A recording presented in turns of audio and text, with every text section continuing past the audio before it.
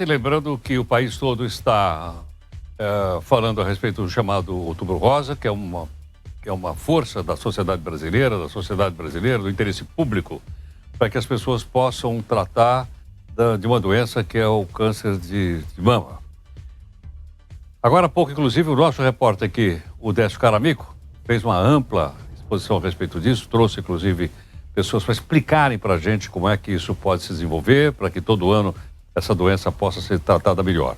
Mas aí surge um caso mais, vamos dizer assim, mais pontual. Qual é?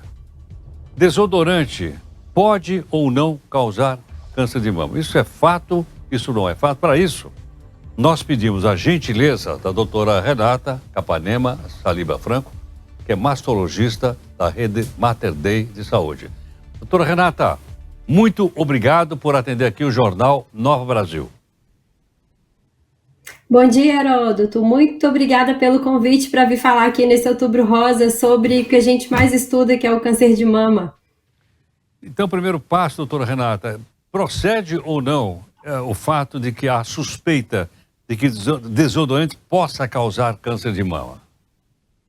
A gente não tem, até o momento, nenhuma comprovação científica que o desodorante é o vilão da história, é o causador do câncer de mama, sabe? A gente sabe que muitas substâncias químicas, que geralmente, né, que estão em alimentos industrializados ou qualquer outra coisa, que isso aí sim pode ajudar, mas a gente não consegue atribuir essa causa especificamente para o desodorante.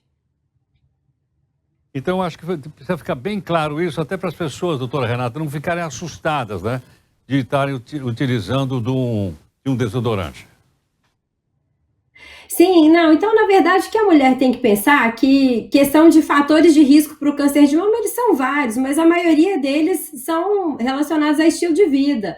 Então uma alimentação saudável, a prática de atividade física, controlar bem o peso, é isso que realmente a gente deve considerar, né? E não o uso do desodorante. A gente sabe que todo mundo tem essa preocupação, moramos num país tropical, quente, muitas mulheres sentem desconforto com essa questão do suor, né? Mas o uso do desodorante, desses todos, a gente não pode realmente colocar como culpado. Eles atribuem muito a questão do alumínio, a gente sabe que o alumínio é um metal e que tudo isso aí, mas as concentrações presentes no desodorante, elas não são significativas a ponto de levarmos a ter uma intoxicação, né, pelo alumínio, alguma questão relacionada nesse sentido.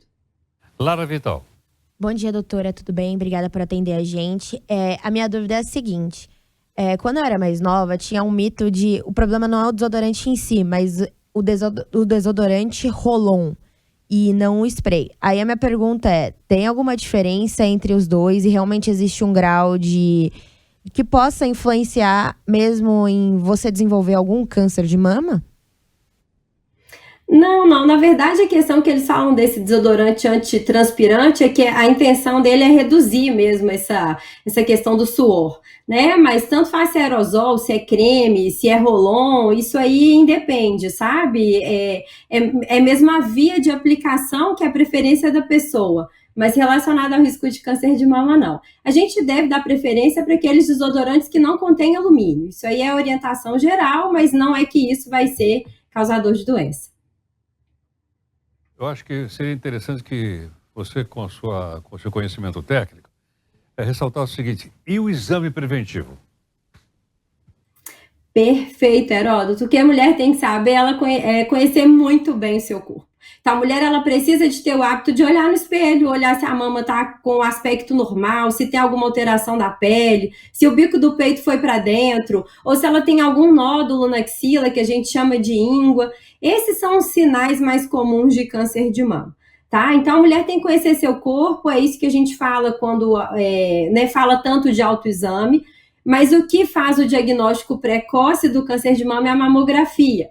Então, as mulheres acima de 40 anos, elas realmente têm que fazer uma mamografia uma vez por ano, na tentativa de diagnosticar qualquer tipo de doença da mama antes que ela manifeste sintomas.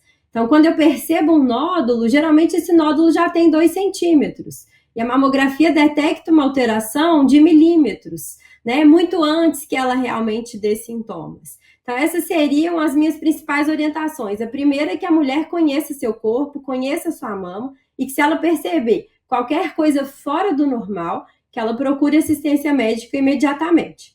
E aquela mulher que não tem nada, ela também não deve simplesmente negligenciar e falar, bom, minha mama tá tranquila, não percebi nenhuma alteração, não tenho nada. Não, essa mulher que não tem nada, ela também precisa de fazer essa busca ativa, que a gente fala que é feita com a mamografia anual.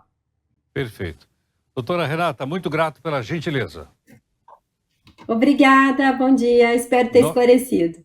Sem dúvida. Nós é que agradecemos a doutora Renata Capanema Salib Franco, que é mastologista da Rede Mater Dei de Saúde.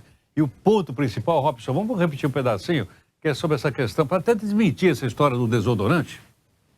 A gente não tem, até o momento, nenhuma comprovação científica que o desodorante é o vilão da história, é o causador do câncer de mama, sabe?